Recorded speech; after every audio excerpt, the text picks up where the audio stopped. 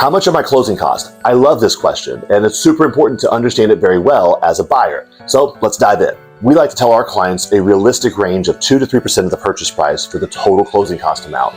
Anything else is honestly not true from any lender, and I'll explain why. So, a big part of the closing costs are the title fees. The title company is determined generally by buyer, seller, and the realtors involved, not the lenders. So each lender will throw their estimate, but they're all kind of just a placeholder until they get replaced by the actual title company's numbers, which happens after you're under contract. You as the buyer get to pick out your homeowner's insurance, which means all lenders will throw a placeholder estimate for insurance, and then it gets wiped away once you get the real numbers. So all of our estimates are kind of just a false placeholder until you get the real deal.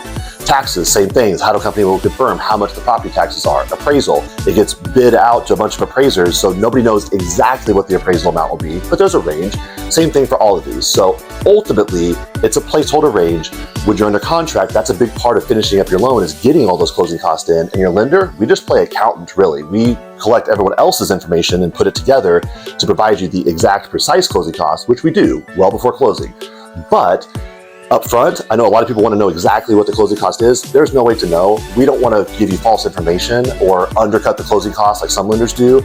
We just want to give you realistic numbers and make sure our lender fee and our rate are as low as possible. That's the only thing any lender has to control. So if you're comparing lenders, compare interest rate and the lender fee, and that's how we help you save.